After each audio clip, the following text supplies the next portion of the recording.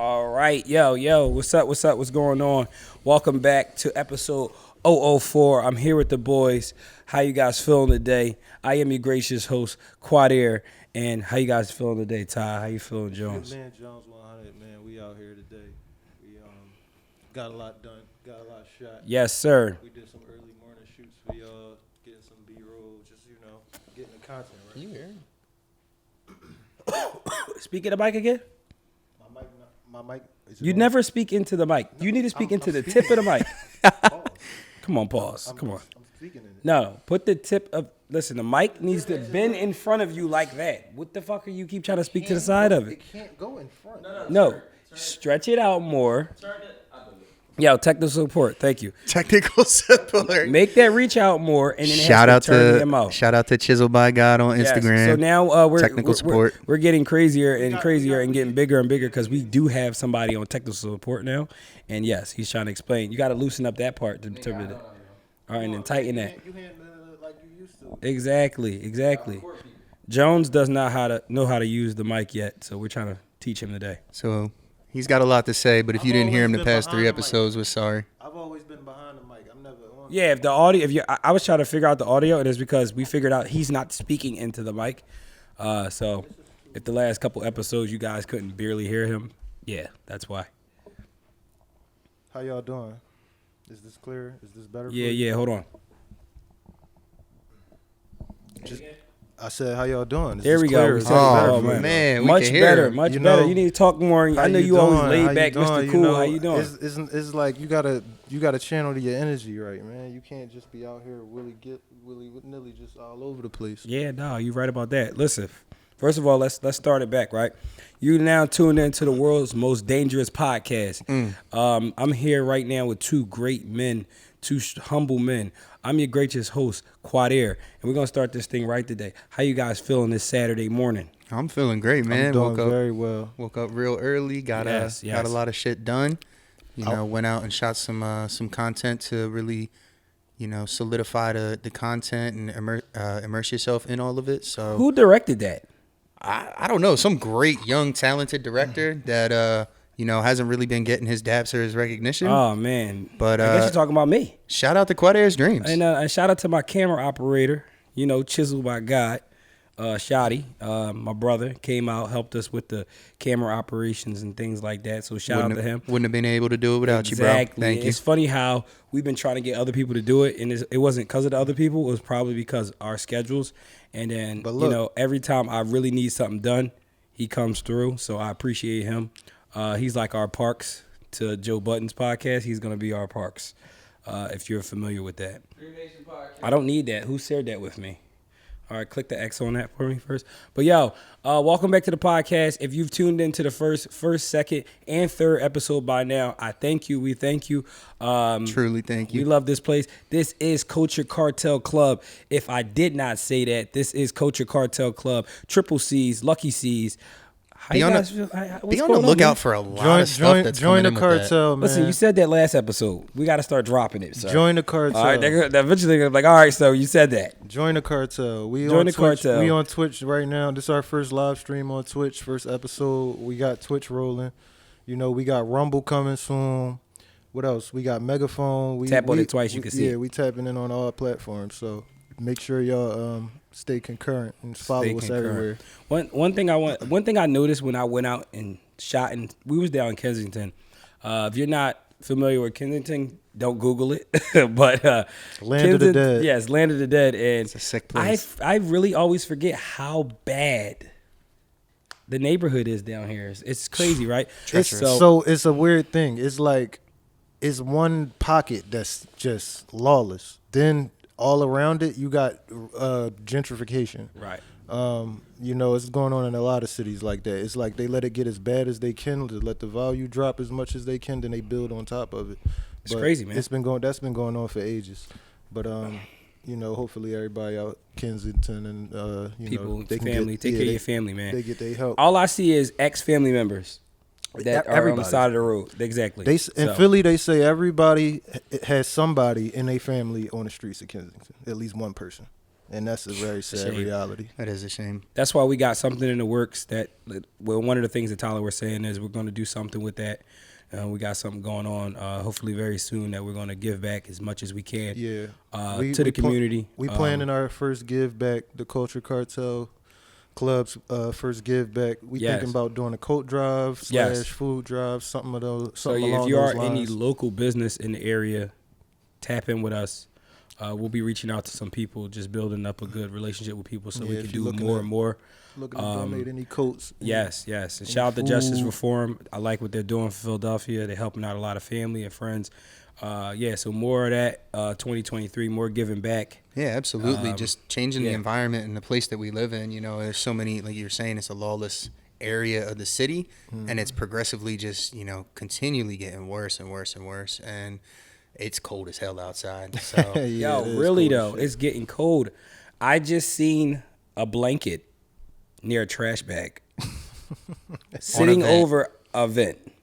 And I'm like, what the heck is that? And then Jones goes, that's a person under there. You would never thought that was a person. Yes. And this is like in the middle of like Center City. This is not like, and it's not all in the worst neighborhoods. You got a lot of people sleeping on like in Center City, just out in the open, and people just walking by, riding their bikes, talking, having coffee. So our city needs something. Say a prayer for our city. R.I.P. P&B Rock. Our city needs something. Tune into that song. We need more music like that in Philadelphia. That was a big impact when he dropped that. So R.I.P. P&B. Yeah. So the other day I was with a group of guys, and they informed me that Philadelphia has found a boy in a box. He has been missing for over 60 years. He was about 7, they think, when he went in the box. I think it said 4. He was 4 or 7. He was a very small child. He looked. He was young though. Beaten, abused. The cause of death, they determined it as blunt trauma. So God knows what happened there in that situation. They think the mother did it. I mean, parents did it. Most likely in those types of situations where you find kids who have been abandoned in situations like that, 9 times out of 10 is the parents. But right. God helped whoever was going through that and did that, because that's just weird to dig up. Sad, very sad, very weird to find. Strange, and leaves a lot of open-ended questions for people. You know, that's a whole different time period. I think he has siblings, so I know that's weird for them to hear that. After imagine never knowing you had a sibling, and then you find out 60, 50, whatever years later. And it's like, holy shit, my mom really, or whoever did it. That was wild to hear. That's just, inhumane, as a father, grotesque. And as a parent, I can't see how someone does that. Like, I would never understand that. It's a lot of mental illness going on. Oh, a lot of mental illness. Treat your trauma. Like I said, that was 60. I find it funny that how we can literally, from bones and stuff, we could really tell how old a body is. And identify somebody from like 400 years ago at this point. So it's just crazy. Technology is advanced. Yeah. It's crazy. It's a sick world where, assuming the parents had something to do with that. Like, what goes through somebody's mind to be in that position? Like, I know a kid can get on somebody's nerves and, push some limits. I know you two both as fathers could understand that, but to go that far is like, I can't understand that. No, I'm talking about kids getting on nerves. I'm not talking. I'm not condoning anything like that in any capacity. It's crazy. I'm just saying that, like, we all can understand that kids get on people's nerves, but when that's just. I will never understand it. I pray for that family. Hope they got figured that out. But All right, y'all. So what we got going on today, man? What's in the news? What's on the board? What we got? I know everybody's up in arms about the YSL case. Oh my God, that's the hot topic right now. Because I don't know what's more hot, is that or the Megan and Tory? Oh man, don't get me started. I don't think we've ever been in a long time had 2 cases in hip hop going on at the same exact time. It was like same week. Very pivotal cases. It's like it's almost as planned to be this way, right? It's like, this is entertaining. Like, this is documentary worthy. Yeah, this is like time to be alive. Yeah, I'm very interested to see what happens with Young Thug and if he's gonna get like a lot of time and stuff. Because it's not looking good. It is not looking good at all. So, I watched a couple lawyer YouTubers, and they were saying it's not looking good. Yes, I'm big fan of Thug. Huge fan of Thug. I never got a chance to meet him formally, but I love his music. I met a lot of other guys around him, but everybody speak highly of him. But when you out here, moving how you move, you gotta really like watch who you dealing with, cause facts. People will turn. It's crazy, man. People will turn on you. How do you guys feel? Like so.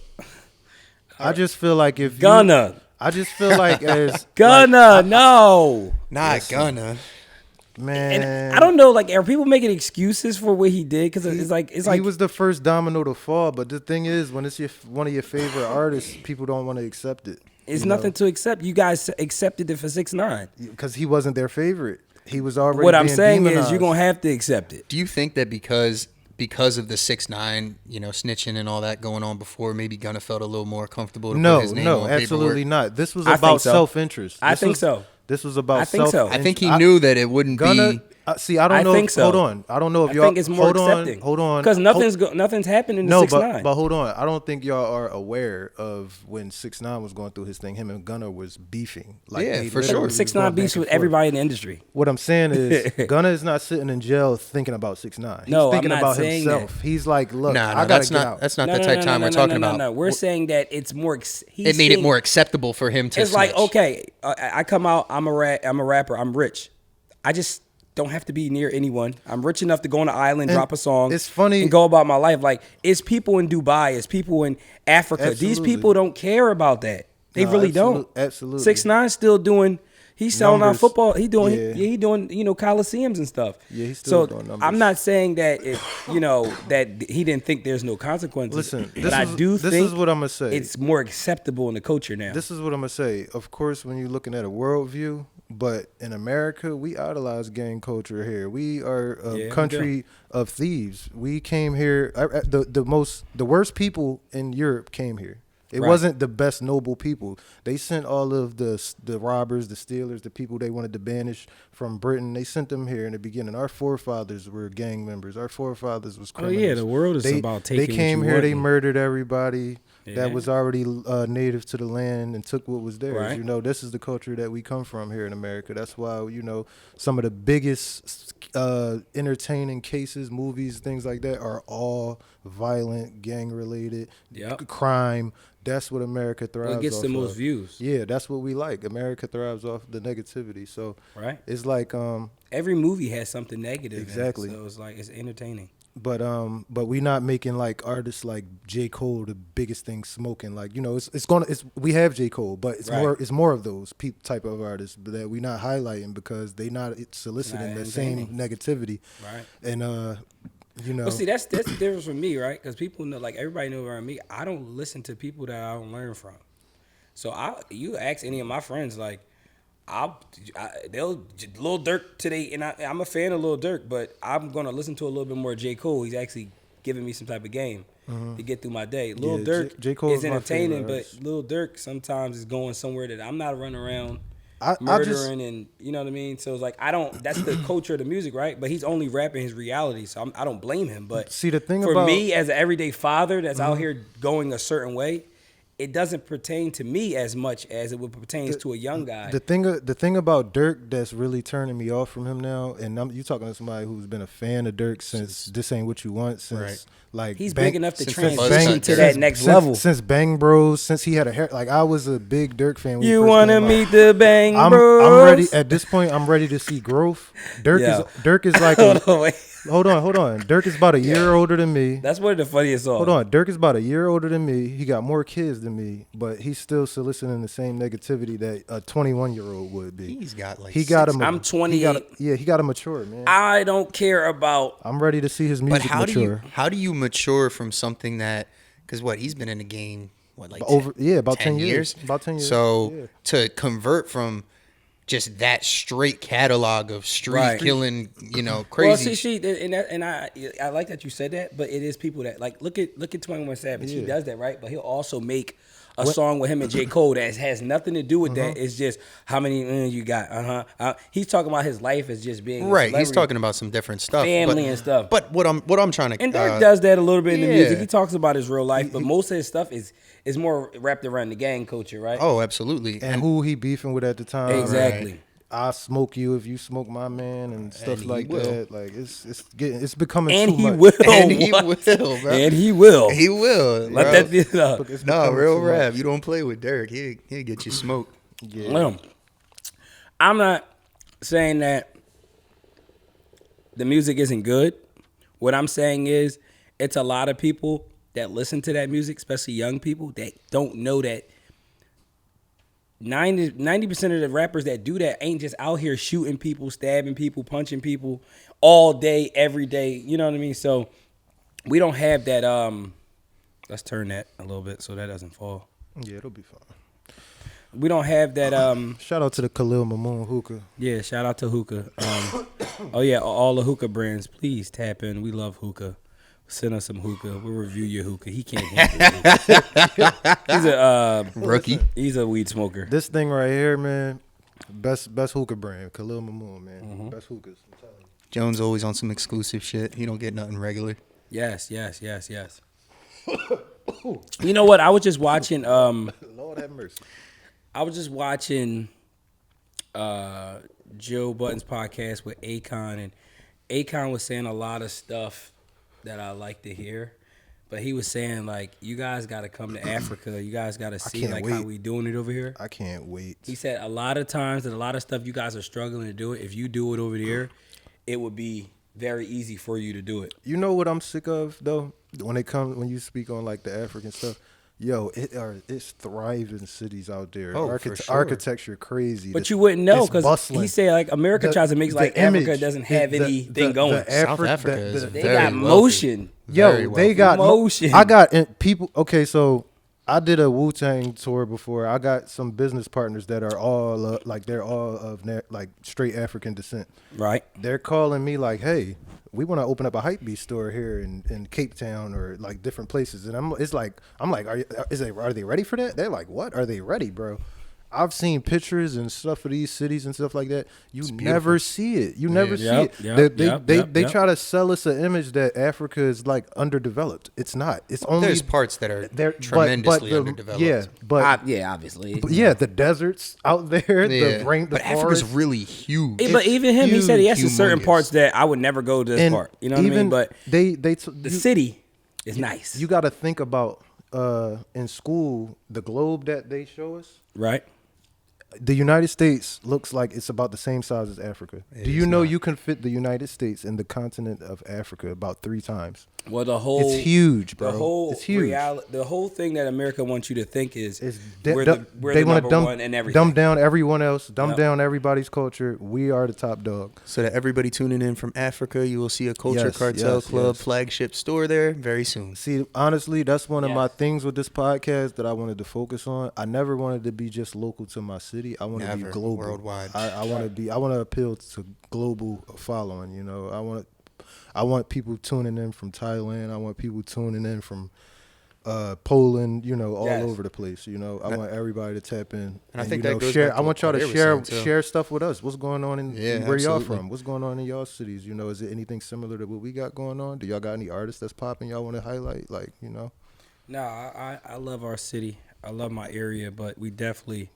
You got one thing I learned in life. If you don't go out of your area, you'll never believe that. One day there's so much going on out here. One day we gonna pod from Ghana, and we gonna remember this day. Shout out to you know a real goal that I want to ask. I just want to do a pod in Hawaii. Oh my God. On the beach. That would be amazing. That's crazy. That's a vibe. Like literally have us in the under the little John on the beach. You know, have a little Explain what a John is for the people that don't know. So a person, it's a John is anything. A person, place, or thing. This cup is a John. That girl could be a John. That club last week I went to, that was a John. In the right context, your grandmom could be a John. It was a lot of Johns in there. Yo, pass me the John. You know what I mean? I'm going to the John. John. I have anything else to say after. But brother Shotty, you mind closing that window a little bit for me? Just a little bit. You mind closing that window a little bit for me? Production team, can you guys close that window? Thank you, sir. We got a PA in here today. Our production wear ski masks when they come to work. Yeah, he's a full-time gang member outside of this podcast. He's a full-time gang member. He said, my coworkers be wanting to hang out with me after work. Yeah, they don't know I'm a full-time gang member. I'm a full-fledged gangbanger when I leave work. Oh shit. Yeah. Yo. Yo, that's the funniest Clocks audio. out, throws the But you know what's the funniest audio for me right now? What? Today, I got my license. Yo, I never heard that. That video is. We're gonna throw that right now. We'll put that up there so you guys can see the video really quick. But that is a funny ass video. Oh my god, yo. Yeah, I never seen it either. Shout out to that guy. He was happy he got his license. Congratulations. Yeah, congratulations. A great feeling to get your license. So, how y'all feel about Gilly the King, Wallow 267? You know, they received the key to the city, both of them. I love that for this Wallow. Week. You know, the city's highlighting them for their. No, I love it for Gilly, but you gotta understand is Wallow had just came off of 20 years in prison. And he never did anything with his life prior to that, and he got in at 17, and now he's making it happen, you know? Yeah. He ain't make no excuses. He'll even say, he said, like, before he went to jail, he was wasting time out here. He was robbing people. Powerful story. Yeah. He's probably going to have a book soon. He has a book. He has a book. Tap in. Tap in. Yeah, I got to check that out because I've never checked it out. But he might have 2 by now. Yeah. Shit. He is an incredible worker. That's one thing that I love to see is, like, me and Quade were talking about this earlier in the week, how, you know, people were calling him a nut and, oh, he's standing in the rain and doing videos like this. He understood the power that he had taken away from him. Yep. And, you know, being in that cell, freedom. But also the power of technology started booming. And he was like, you know what? Came out, I have a plan. But this is the problem that most normal people, they struggle with, understanding that, you know, you have more than what you need already. Of course. A lot of people got to lose everything and go to jail and things like that to realize, yo, I had everything I needed out there. I was making excuses for myself. Now when I go back and hit the streets, I'm gonna take a different route. I ain't making excuses now. I'm gonna go and just do what I'm gonna need to do. And that's the funny thing. Like, people, like you said, you don't need a lot to make money, right? Mm-hmm. Like, we were just inside of a hotel, and as soon as people see you with cameras, they always say, "Oh, is this a real paid production? You're not allowed to be in here." But I always think to myself, do they not know that people are making millions of dollars off their cell phone? Absolutely. Like, you can go in a lot of places and have your cell phone, but if you bring out a camera with a lens on it, oh yeah, they all hell breaking. Security, come get these guys. They gonna make some. I can make $1 million off my phone. I don't need a iPhones. They look great. You know, they get the job done. You know what I mean? So, like you said, you don't need that much to actually make a mark in this world right now. You just need a thought. One man could change anything with the right kind of content. You know, either you can consume and the determination. What did I say? Either you can consume or you could be consumed by the content, or you can consume the content. I had guess what? The content will be made. I've been having this conversation with a lot of people. I've taken myself out of that space a long time ago, but I try to tell people who struggling with trying to, like, put money together, save and invest and stuff. Stop being a consumer. Stop being a consumer. Stop looking at everything as something you need to buy. You know, I'm more of a minimalist as anything. I might have a nice thing here and there, but I'm not looking at the new thing that comes out like I gotta have it. A lot of people are just consumers. They gotta watch the new stuff that's coming out, wasting time sitting in the house watching Netflix, the new series, when they know they need to be working on their next project or something. Then, you know, you got like, everybody's just consumerism. You know, that's America for you. But and it's a sad thing too, because if you think about, like, the capabilities that these people have, they're locked in, like, a little system of, you know, I need to have it, or, you know, him and him gonna look at me weird because I'm not up on the new shit. And a lot of people aren't willing to take the step back. That's also and set yourself up. That's also something that Wallow highlights with his content. You know, he been wearing Vans, sweatpants, and hoodies and hats since he came home. You haven't seen him wear anything expensive, probably here and there now that he making some money. But, you know, he said, yo, you think you need all this drip? Man, I put on some fresh Adidas sweatpants and a pair of Vans, and I'm doing the same thing. I'm in the same position as you in. Shaking the same hand. You know? Confidence. Confidence definitely overpowers whatever you got. You could listen. All the extra shit is just a costume. I know guys that don't wear none of that. You know what I mean? They'll wear Polo Assassin, and a lot of people wouldn't be caught dead wearing Polo Assassin. They wear it and they go out and enjoy themselves, and people treat them just like the guy with the Gucci. See, as long as you got a mouthpiece, you run around talking and you're a good person, you're meeting people and you're shaking hands and you're smiling, make people laugh. People don't care what you're wearing. They ain't gonna look at what you did. They talk about bring him back. Mm-hmm. That's an enjoyable guy. So I never subscribe to that. I don't even get into the clothes. That shit is not even worth it. It's not even that. Like, it's not even that. We got Tyler looking real relaxed over here. You know, he's sipping on LaCroix. He got the pink, shadows. You know. Yeah, man. You know, you got the hookah. You just on ice. Living today, life, man. Okay. It's funny, man. It's funny how like life just positions you in a certain place for certain things. Because I was thinking about it the other day. Like I'm somebody who's really into the gym and going to the gym. And how many times a week do you go to the gym? 5 to 6 times. Do you think you would ever put out any type of fitness, regiments or? Oh, absolutely. Like, I plan on it at some point. That's something that I've struggled with for a long time. That's a lane, man. It's a whole lane. It's a lane. But I was thinking about it because I had this little revelation in my head, and I was like, a year ago, I had surgery on my shoulder because I tore my labrum. Oh, I never knew that, really? I was in a sling. I was in a sling for like 3 months. How'd you tear your labrum? I was doing construction, and I actually was walking on the framing of a deck carrying a 10-foot beam, and I got all the way to the end of the deck. It was a 70-foot deck, long deck.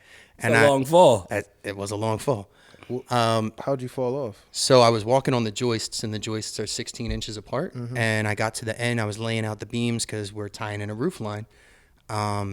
And I got to the end, and there was a piece of equipment, like a saw right in between. So I went to step around it, and I just missed the step, and I dropped through. I was suspended by my left shoulder, and the beam was sitting on top of my left shoulder.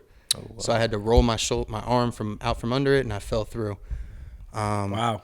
Yeah, so just thinking about that and like being in the sling, I was devastated. I'm oh my God, I'm never gonna be back in the gym. That's a bad jump. That sounds like workman's comp to me. Yo, right. Nah, we made it out without the workman's comp for that one, but yeah, it was just crazy to think about. We made it out without the workman's comp. I was gonna say, with that bag, like I know settling out of court sometime even better. Nah, I wasn't on any of that type time. But no, it was just funny how like, being so into the gym and then something sets you back like that, and then you're just discouraged from all that. You're trying to get better, do the physical therapy, and now I'm in a strength block right now, and I'm hitting numbers that I've never hit in my life. And it's just funny how sometimes a tragedy can happen that sets you up to. What you benching? Nah, that's real. Tragedy can fuck what you lift over. Today? What you benching, man? I didn't lift today. I lifted yesterday. Yesterday I did leg press, hammer strength. He's a dedicated bodybuilder. No, aren't you a dedicated Liver King follower? Never. Oh man. So he was following the Liver King program. The 9 ancestral tenets. It really fucked him up once he found out. Guys, I'm natty. No, he said he's not natty. No, he said he is natty when he came out. He said he was lying. Yeah. He said he got his body like that from following the 9 ancestral tenets. So for all of you listening, Quadir's full of shit. Quadir was following the Liver King. He was online looking up where he could get bull testicles from. First of all, when he came out, the comments, people were saying, somebody comment, Liver King, do you know how hard it is to get bull testicles? I had to get it shipped out of the country all year just to find out that's not what you use to get that big. It's like, I don't know why.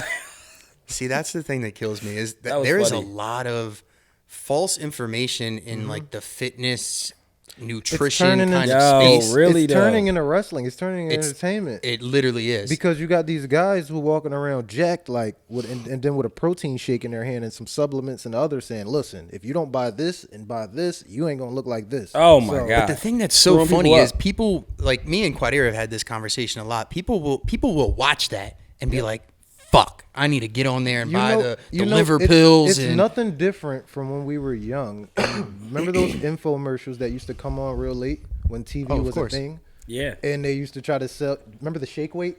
Remember all types of fitness products and pills, and none of that stuff works. None of it works. None of it. Just eat good, go to the gym, and lift. You want to know the worst one I ever saw? And lift. That's all you do. The worst infomercial I ever saw. It is a board. And you stand on it, and the board just wobbles you side to side. That. And they said it tells you it's going to give you abs. Your core, it was supposed to strengthen your people actually go out and buy that? It was so dumb. It was like a one wheel without the wheel. I thought that was really for more like for for balance or something. Now, like when I watch, I'm like, oh, they made something for people that's going to surf or something. It was supposed to be for core strength. Gosh, bro, that shit didn't work. The thing that kills me. The only thing it might do something, but it ain't going to do as much as the commercials. The only thing I ever bought into, the only gimmick like that actually does work was the pull-up bar that attaches to the door. That's you're but that's not even a gimmick. That's just body weight shit. Yeah, but I'm saying it actually works. Like it's good. Like you can get one of those. You know that weight you invested in. No, look, you could. I came in his house one day. Lied to you not. I walks in his house. He was like, yeah, I'm on this new workout plan. I'm like, what do you mean? Like, I just ordered this a bunch of new stuff. Lied to you not, this guy has 6 shake weights in his house. No. He's just like this all day.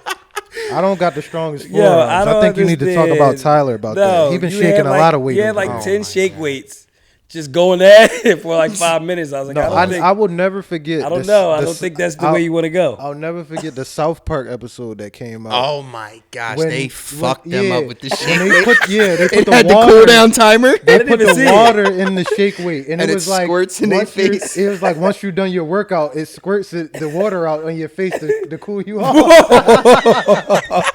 Yes, it was like this. Whoa. And they fucked up a lot of people's company. Yeah, and then it would talk to you while you shaking it. It would be like, keep going, keep going, almost there, almost there. I gotta pull that clip up. No, that is a funny. And then it would be like, oh my god! And then the weight would make a sound like, yeah. If you the water would somebody has to pull that up because that shit's fucking hilarious. We're gonna throw that. We're not gonna put the audio. That was some nasty work. That was some nasty work. I don't want to get like demonetized. South Park is fucking hilarious. I just want to know that, like, in the inception of that, like the very beginning of that company, like y'all had to know what y'all was doing. Like, let's just make a weight that's like jerking off. Like, really? Like I don't understand where they you couldn't have missed that. I wonder how heavy they got though. I gotta look up how much sales they did. I'm pretty sure they made some millions, but you can't miss. Oh no, they definitely made millions. Everybody's running around. I've seen people had shake weights in their house. They had them. They like, man, yeah. This I never saw a reputable person. You know what it is though? It probably does do a good workout though. No,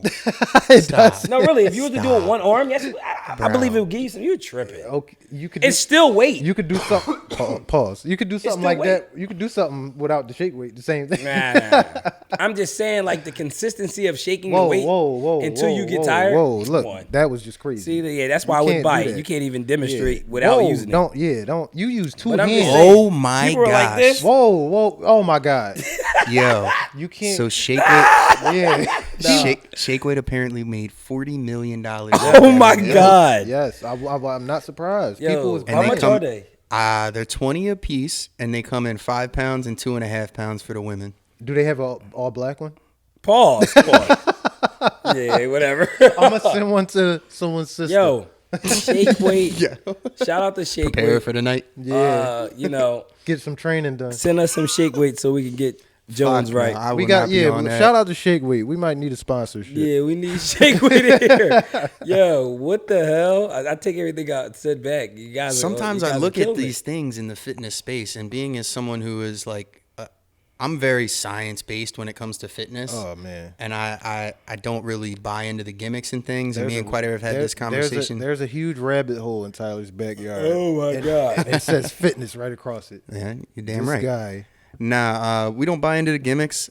If you know, it's a long game. It's longevity. Nobody gets abs overnight, and I think that's kind of something that people fail to realize. Everybody wants a microwave lifestyle. They say, and that's the problem.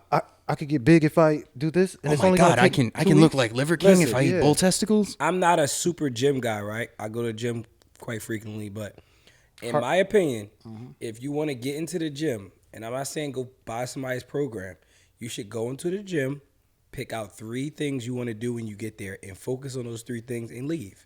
So for me, I jump on a treadmill first, then I do a lot of like 3-4 ab workouts, and I leave. And I built that way where I just like those things, and it got me to stay in the gym. Now, I'm not saying you don't ever have to do anything else, but find something you enjoy in the gym just to get yourself going there. Because eventually you'll meet people and you'll branch out to other weights, and then eventually it'll just become your lifestyle. Amazing. There's no way to just watch a guy, hey, if you think lifting weights got me here, I'll jump in the pool.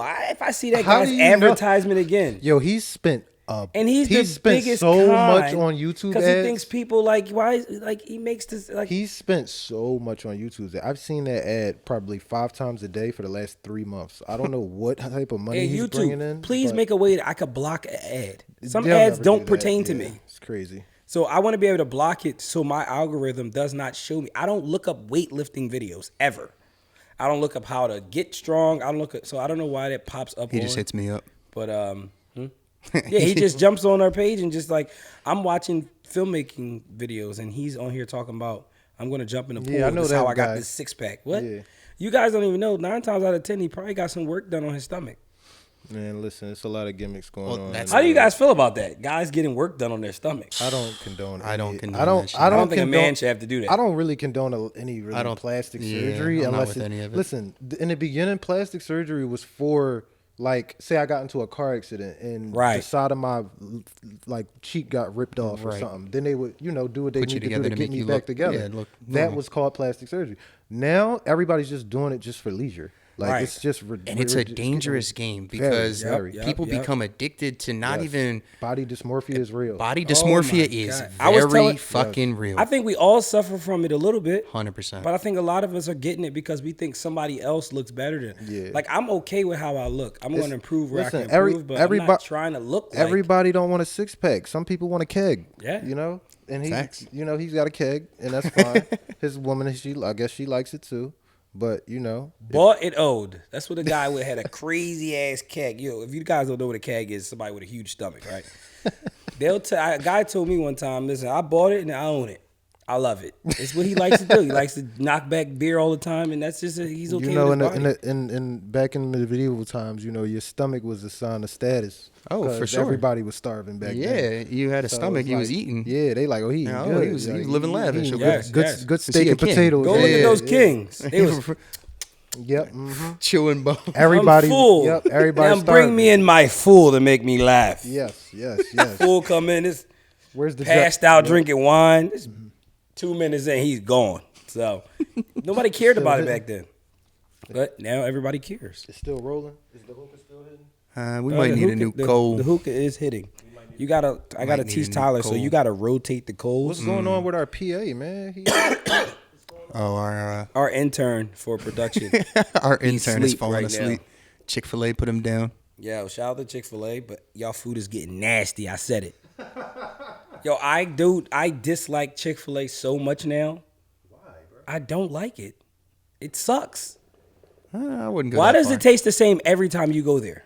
I think that's how it's supposed to be. It's consistent. Very consistent. I can go to Morton's and I'll get a good steak, but it's not like I get there and be like, oh, I know what the taste tastes like. You get a certain taste every time you get a steak from these nice fancy places. I go to Chick-fil-A, get the same thing. It just, the lettuce, everything tastes the same. Something's not right. I mean, that's how it kind of should. No. I think no. I think in those types of spaces with the fast food industry, consistency is what they aim for. I understand that, but that's what I'm saying is it doesn't make sense. How can you make everything taste exactly the same every time if it's not chemicals put together to make it? Yeah. That's what I'm saying. I'm just tired of preservatives.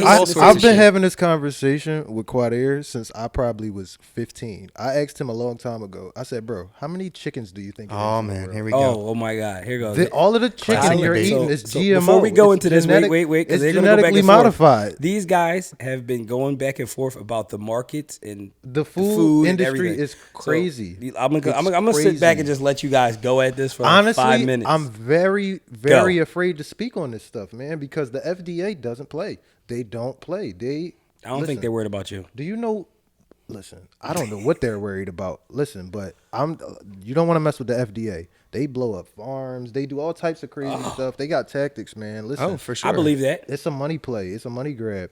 It's these I've watched what the health and different all types of stuff. The facts are out there. All of the food that we're eating these days, it's not good. It's not good for us. I believe so that. I can travel agree abroad, and they have different standards for food abroad. They don't have FDA. Their FDA is controlled by somebody else, right? And they're more so concerned with people's health, not just the money that comes from the industry.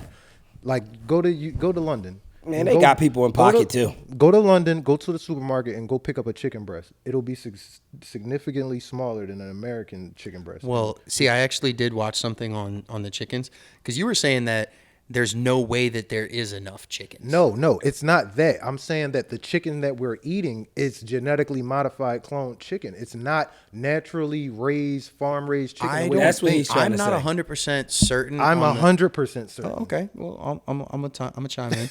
I'm not 100% certain on the cloning. I know that they've been talking about cloning and, getting the first sheep was cloned in 96. No, they've been talking about, popularizing it to solve world hunger and things like that. As far as genetically modified, absolutely. I'm about to say they definitely cloning stuff. Oh no, they're definitely cloning it, but they're cloning humans. Probably. It's not a probably. I know for a fact. They made the first artificial fetus, Tyler. It went viral probably a month ago. They tried to make a baby in it. Oh wow! They're trying to. Imagine an artificial fetus. Being the first artificial fetus. And the DNA they put in there to make a fetus to make a baby. Who's the parents? The government? Right. Whose DNA did they use? Did they make the DNA? Did they use a dead person's DNA? Now that child is the government's. Yeah. Right. What they want. They can go put him in the CIA and he's Jason Bourne now. Yeah, he's killing everybody. Well, I was reading something they were saying that's why they can't bring the dinosaurs back, because I guess they need a female host that can actually hold it or something, and you can't put that in like a chicken. So that's why they playing with artificial fetuses now, because if they can make they made a only certain animals can do it though. You can't do it with every animal. They've done it with pigs. They've done it with sheep. They've raised them in artificial fetuses. Whereas have you ever seen any The Matrix? Remember how in the future tense it was a bunch of womb, the machines took over, right? All of the artificial fetuses covered the land, mm-hmm. and the machines was basically birthing humans to be slaves, to work on the machinery to keep everything going. Sounds like 2023 to me. Sounds like 2050. I'm scared. I've been thinking about that my whole life. What does 2050 look like? I'm gonna be alive for that. What does it look like? It's gonna be a scary fucking place, bro. Scary place, man. We might have RoboCops. We might have. I think RoboCops. No, I'm serious. They might issue a curfew. You seen Wally, right? Say it again. Wally. The movie. Yeah. Oh yeah, no, that's 100%. They were saying that's how shit's gonna be. Like nobody fucking walks anymore. They're on the machines that move them around. And then when they finally have to walk, they're like media content. I don't know. I think the human nature is to try to look good. So I don't think we're ever just not gonna want to look good. Yeah, but that's right now. That's right now. We're going to get. But I still don't see every human just fat. People are getting more and more comfortable them and not want. But I mean, that good. can go back to what he was saying about the food, and you know, the things that are currently and readily available to us is not always healthy. And you know, me and him have had debates about food and gone back and forth and gotten a little tense. I talked to him about my diet. I mean, he's around me enough. You don't see me just eating anything. No, that's very true. Anytime you see me eat, it's a meal. I try to get it, source it, you know, even if I cook it. You've seen me, I've showed y'all. Yeah. I got something pasta in the thing. I don't play about it, man. I don't even feed my kids anything, you know, because I don't want him. I hear that. I don't want, he can eat what he wants, but I don't want his palate to be like, I want, you know, McDonald's. I want him to be like, I got a taste for steak. Right. Some real food. Really though. And I think going back to that, you know, I've changed my ideology a few times on food, and I'm one of those people where if you present the facts and you present, you know, things to me in a certain way that I understand it, I'm obviously going to, you know, change on what I believe in. Fresh fruit is fresh fruit is the best food.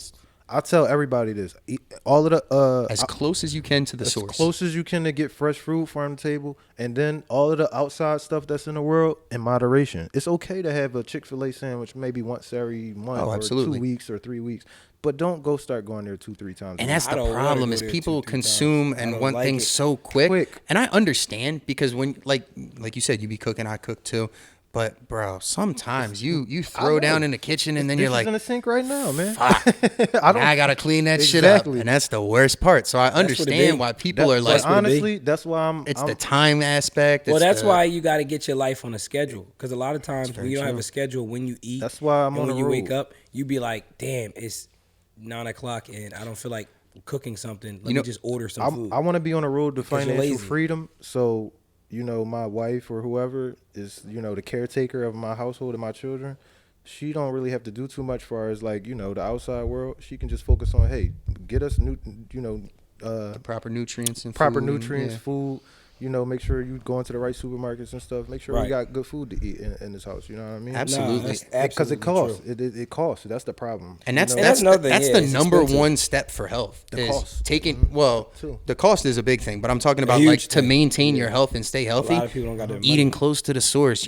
Not putting Chick-fil-A, McDonald's, and Wendy's in your body every day. You guys live close to these places. Honestly, if I lived out where you guys live, I'm a crazy person. I would drive to some of these farms and say, hey, can I just buy from? Oh no, I was gonna say that, and that was one thing. A couple places I've been to. We can buy a whole cow. Eggs and stuff. You guys live close to. They'll butcher it and give you any cut you want. You guys live close to some of those farms out there that. Shout out to Hellerix Farm.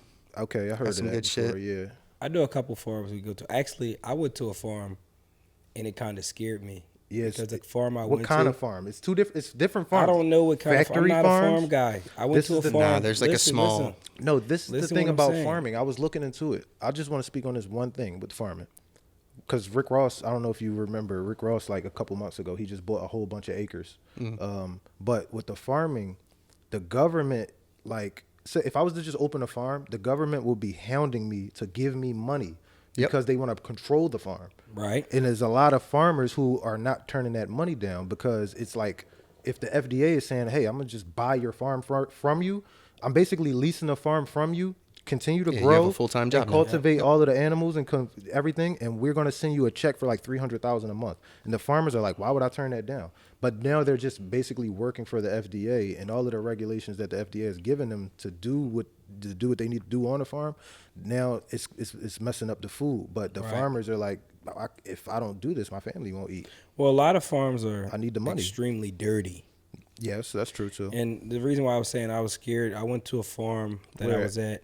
It's up in New Hope, PA. Where's New Hope?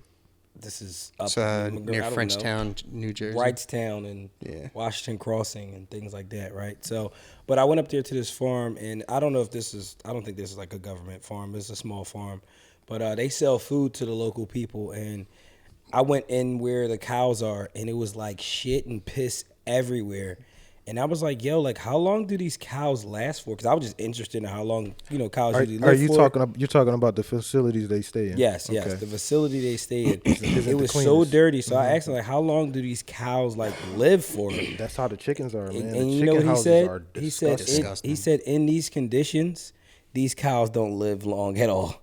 So it's just dirty. They raise them and kill them. That's exactly. What they do. So you're talking about these huge farms. I hope they're not living. I wouldn't buy anything from that farm, but it's like that's the stuff in your supermarket, bro. Exactly. So I'm like, when I got a firsthand look at like how this guy is making money off these cows, I'm like, by the time these cows are dirty as hell. By the time it gets to your supermarket, the marketing, the packaging, everything is so good that you're looking at it like, oh, this is fine. You ever see those farm videos with the cows where they're like cutting open the pus and letting it shoot out everywhere? Like it's crazy. Oh my god, it's crazy. That's disgusting. It's craziness, man. Videos like that kind of make you want to go to. You want to see more. I say to myself, all places talk to older people, and they'll even tell you, yo, the chicken tasted different in 1980. It wasn't the same, Hookah's kind of dead. Yeah, I got to get a coal on. Production manager. Place a coal on. Yeah. But yes, if you guys are tuning in, we are about at 45 to an hour in, I guess. I don't know exact, but it's a lot of stuff going on out here, man. It's a lot of stuff going on out here with these farms. A lot of stuff going on in the justice system. The world that we live in is crazy. I just want to tell, I don't know who's listening. If you're out here trying to get something done, just put your heart and grind into it. Learn whatever you can learn to prolong life and make life easier. Shout out Jones with the hookah coals. And he just, look, that's how fast the hookah. Oh, okay. Shit. I see you. You got it going. I got them coals too. I'm the one that put you on those coals. He got some exclusive shit.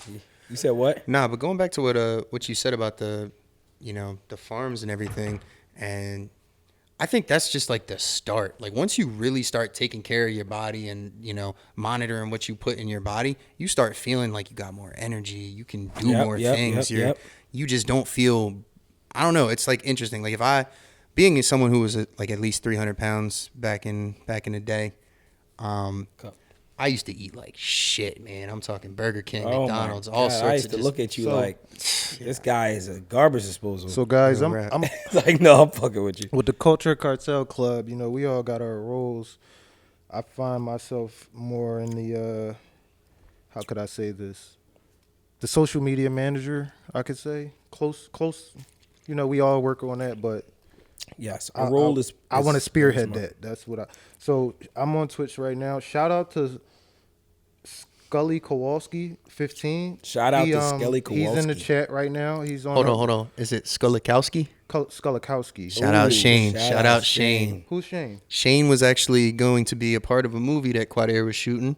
Unfortunately, we had some production difficulties, and Shane's in the chat right now. Shout out Shane. Shane. Let me see He's Shane. in the chat on Twitch. Yo, Shane. He just threw the cool emoji. Hey, yo. Shout out Shane. I got this thing in the way. Hold that for me. Shout out Shane, man. We're out here. This is Cartel Culture Club, man. You already know us, but shout out you for even taking the time out of your day to, take a look at us. Tap in.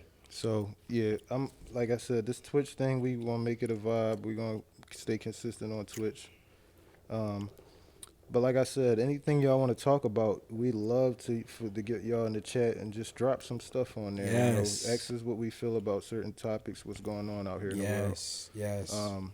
Shout out to the Philadelphia Eagles. We got a game tomorrow. Best team in the league right now. We are 12-1. We got amazing. We got a game tomorrow, and the biggest game of the season next week when we play the Dallas Cowboys. And I got my Phillies hat on. You see me representing Philadelphia. I'm hoping we can pod from the parade in a couple months. Hoping that everything pans out. We get back to the Super Bowl. I think we're gonna do great. Hold the fucking phone. Yes. Speaking of the Eagles, let me shout out someone who has been a big supporter of me and Quad Air specifically. Shout out John at Sports Connection. Okay. John, what you're doing with this Eagles promotion, everybody needs to tap the fuck in. John has a promotion going on right now where if you spend $300 or more at his store and the Eagles win the Super Bowl, he will refund you your entire bill. Your entire bill. He'll take it all away. Shout out to John. It's a great promotion. He had, I think it was Nakobe Dean from the Eagles, rookie linebacker we just signed from the draft. He had him for the promo. Go check out his spot, his store in Doylestown. Very inspirational guy. His story's pretty crazy. We just want to say thank you for the support. And if y'all are sneakerheads like some of us here, man, go tap in because that's a crazy promo. So just wanted to shout him out for sure. Definitely, man. Shout out John. John is a great guy. All around just cool guy, man. You don't meet many business owners that are as cool as John. So I like to call him Baby Ruben. Because that guy is he's like tapped in. He's a shark in the water for sure. Shout out John, man. I flew in planes with John. So shout out John. Great fucking guy. But yeah, the Eagles are doing something absolutely special this year. I know a lot of people, especially our intern, have said that they've slung some hate at the Eagles, talking about they're not even that good. Yo, Shotty. They're not that great. They had a weak schedule. I think is he asleep? Oh, he's knocked the fuck out. Yo, this is what you get out here. This is you can't get free help. Free help and good help. I don't know if he's a Patriots fan or he's just Tom Brady, wherever Tom Brady goes, but yeah, I don't know how they're doing, but they're not doing as well as the Eagles. Nah. So shout out to the Eagles. Can't wait to see us win the Super Bowl. I just can't wait to, we're gonna have to do a pod on the side of the road during the parade. Absolutely, 100%. That's gonna be dope. Check that out. It's gonna be utter chaos. If the Eagles chaos. win the Super Bowl, we're gonna do a pod out in the open, walking around, talking to people, going crazy, and Tyler's probably gonna paint himself green and run naked through the city. Shout out to Skulikowski. Let's do that. Thanks for the follow on Twitch as well. I'm gonna follow you guys back. Thanks for being some of our first supporters. Shout out Mr. Sacuzzi as well. Where does that name come from? Do you know the origin of your name? Yes, it's from Sicily, Italian. Ooh, Sicily. Shout out to Sicily. So you have some Italian in your blood. Yeah, I am large majority Italian, probably 75%. That's funny. I just found out I'm Portuguese, so on what side? It's not just playing. On which side? Yo, you know what's funny though? I watched the thing. They were saying when you do the Ancestry, as a black person, you should do like the African Ancestry, and you can actually find out what tribe exactly are you from. You can learn their practices, how they pray, how they do everything. Just getting deeper into where you come from. Now, if you want to see, look now. And I haven't done it yet, but I'm thinking about sending a sample in to see exactly where I'm from. This is something that I've been like very, very like in tune and like looking into. And shout out to Kyrie Irving for shedding a lot of light on this subject. Right. The origin of our people. The origin of our people is so like talked about because the history has been changed. Our history, we didn't write our own history. Someone wrote it for us. And they rewrite history. They don't believe in yesterday. And what's a black beetle anyway? A fucking roach. That's why they got me sitting in fucking coach. Shout out Kanye West. Shout out Kanye, man. We need that, Kanye. But the thing is, Wanye? I'm taking a different spin on this. I don't know why I said Wanye. I don't, I've been doing some research and it's looking like the thing we've been told in school that we all come from that place isn't really realistic. I don't even know that place. Where is that place? No, I'm talking about like us being descendants of straight from Africa on a boat to over here. That is like kind of like mythical because there were Africans traveling over here before Columbus ever did. Right. There were African people already here. We native to this land. Yes, you heard. We weren't brung here. We were already here. Yes. And the reason why they don't want to say we were already here because if they say we were already here, then we have claim to land here. We can claim we would have been claiming it in the 1800s. In the 1900s, we would have had claims to things. Right. They want us to feel like none of this belonged to us. Yes. None of this was ours. We going. brung you here to work for us, and you helped us build this thing up. But this never belonged to you. You never were native to this. On someone's back. Yeah, you never 100%. were native to this land. But that is like so far. But they don't want to talk about shit like that because it's not cookie cutter and it's not. It paints certain historians and people from them eras as bad people when we have statues of those people in this country. Oh, 100%. So that's like, why shout out to the abolitionists. When we go downtown and we go to City Hall, if you don't know what the abolitionists, they used to help us, the white people, they used to actually help us get out of the position and of a lot being of those slaves. people were up here in Philadelphia. Yes. But this is the thing. When we go downtown and we go to City Hall, the guy that's standing on top of our building who's that? John Hancock? No. On top of, you know what I'm talking about, right? On top of City Hall. You're talking about who's that? It's one of the founding fathers though. You're not talking about what you call that's up there? William Penn. Well, you're not talking about William Penn, are you? I got to look into it, but basically, that is William Penn up there. Basically, what I'm saying is that is William Penn, right? Basically, what I'm saying is I don't even care for him. Basically, what I'm saying is if we were to go with certain narratives, it would paint our forefathers in such a bad light, right? That the American public, they don't want to see that. Listen, they want Thanksgiving to be Thanksgiving. Right. They want these pagan holidays to continue to go on. I already know they don't care about real history. I was down here during the riots, when we had the riots over that died with his George Floyd. George Floyd died, and I watched how they only protected statues. They didn't care about cars. They didn't care about your local stores getting vandalized. They were out there guarding statues. A rock. They didn't care about nothing else.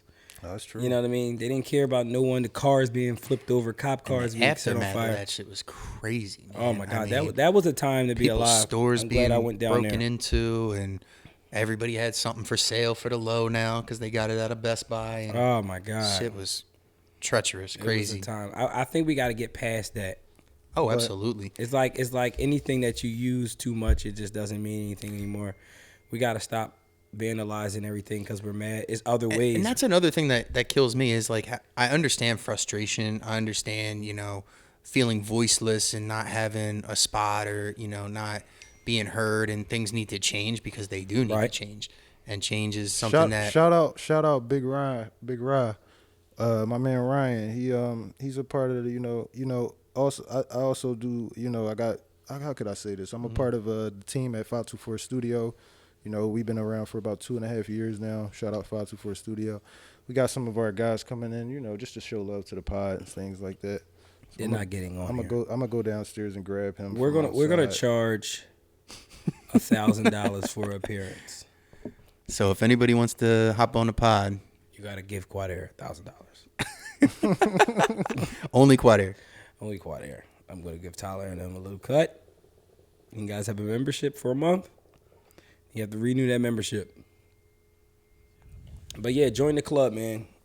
Yeah, I have a lot of visions and ideas and things that I can't really wait for them all to come to fruition and just see it all be put together because, you know, this is very humble beginnings, you know, small starts, but we got a large mountain to climb and we got a lot of stuff to put out to the world.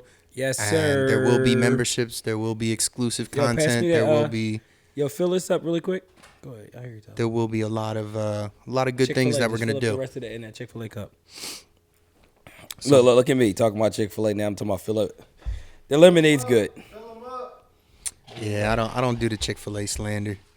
Man, listen, it's a great place. I have no problem with Chick-fil-A. I'm tired of. I just can't eat it like that anymore. When is the world gonna start being more transparent on where the food comes from? Well, never. That's gonna be a big journey. The day that they make it accessible, for everybody. Well, that's the thing. I heard that certain fast food places they're serving meat that is just not even meat.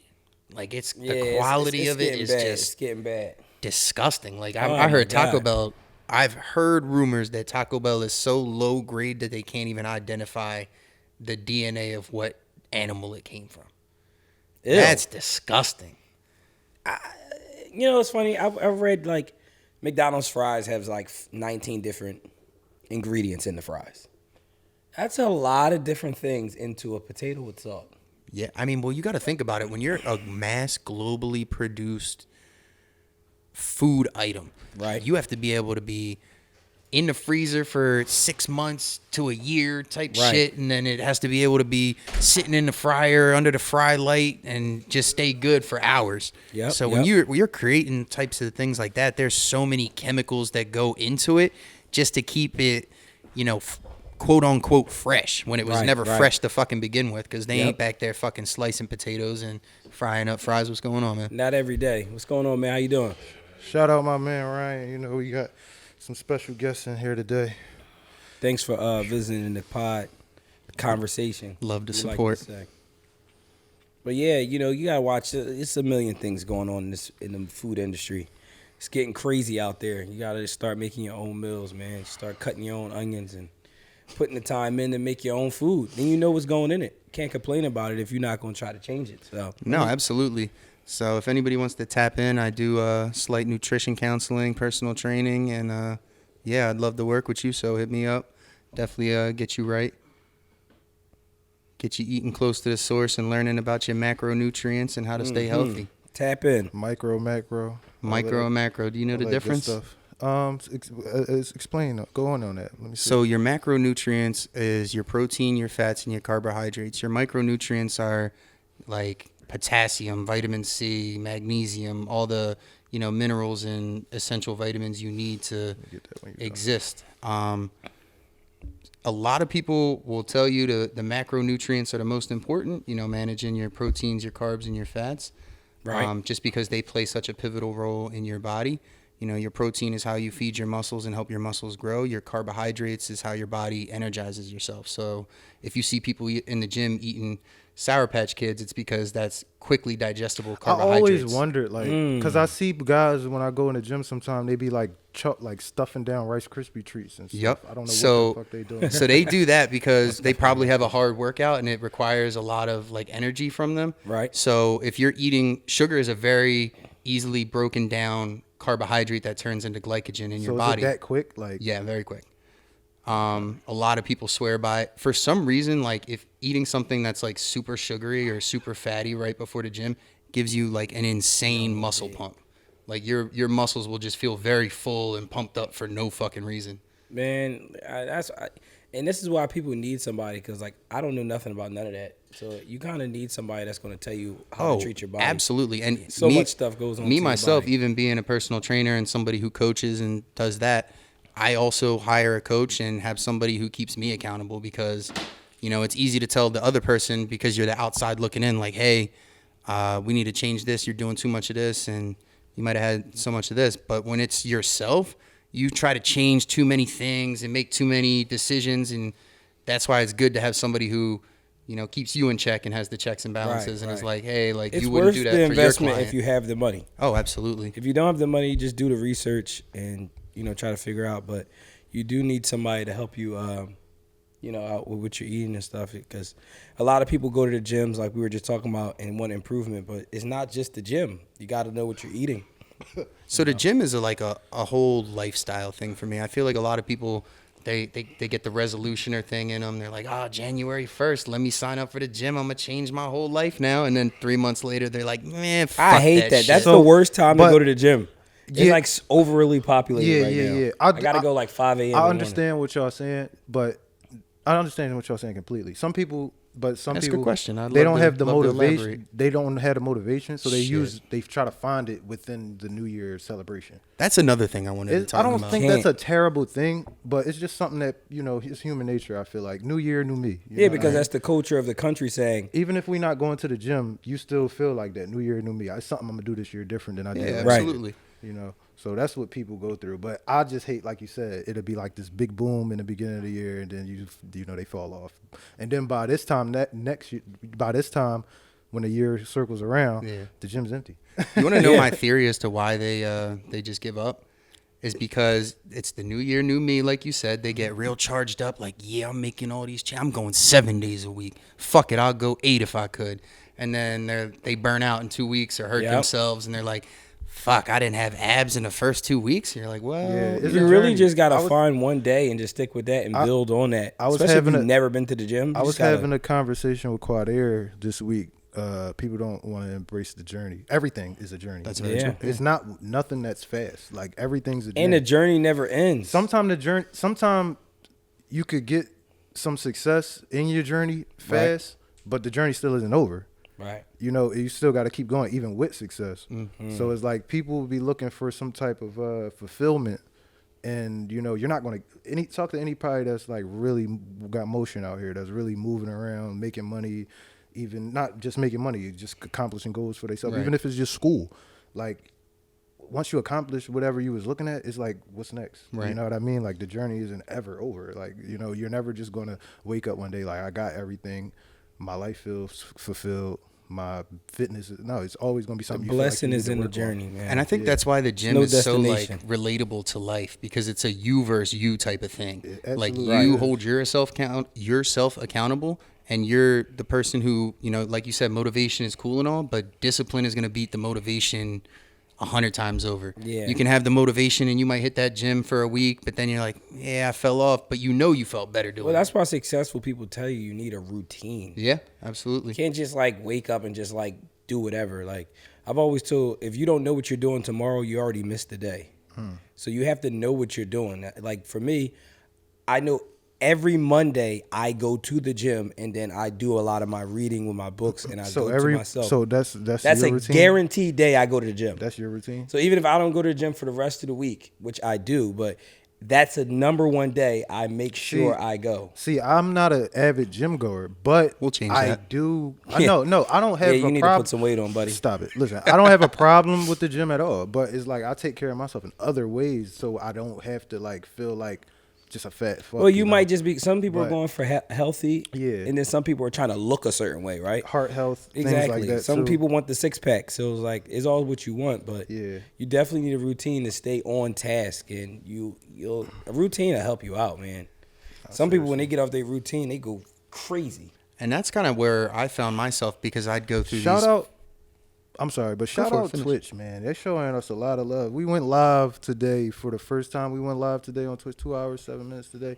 We got 11 live views today. I'm very, like, you know, you guys don't understand. Everything counts. Means to a lot us. to We're us. starting. Oh, man. We're starting from the bottom. Once these 11 live views might be 11,000 next month. I'm gonna still be happy the same way I am right now. Absolutely. Like, you know, this is all off of no followers. We have 2 followers. Look at me. You know? No promotion, no nothing, just posting. Yep. So, you know, it'll get better in every pod. You know, we're going to keep going up. Absolutely. Because we got the discipline and the determination. We moving with that. No, absolutely. You got to have that, right? Absolutely. Yo, shout out to The Rock, man. He's one of the, listen, The Rock and Kevin Hart, they give me the most motivation. Just like they're always up. They're always working. What motivates you about them so much? Well, they stay working. Like The Rock said, people say, oh, damn, well, how many movies are you going to make? As many as I want. Like, I could do it. You think he's going to run for president soon? I don't want him to run for president. He's thinking about it. I mean, follow your dreams. The president thing right now was popularity. I can't even get it out. It's a popularity contest. It's a popularity contest, right? So he may win. I can see him winning. If he goes up there, I'll fuck around and do it because I've watched him the whole life. I don't vote though, so I've stopped doing that. Oh shit! Yeah, I don't got a problem with you saying that. I hate when people try to like put an emphasis on shit when it's already control. When it's a lot of manipulative things going on in politics that that your one vote. You can say what you want, but it's so much shit going on behind the scenes that nobody knows who's controlling this thing anymore.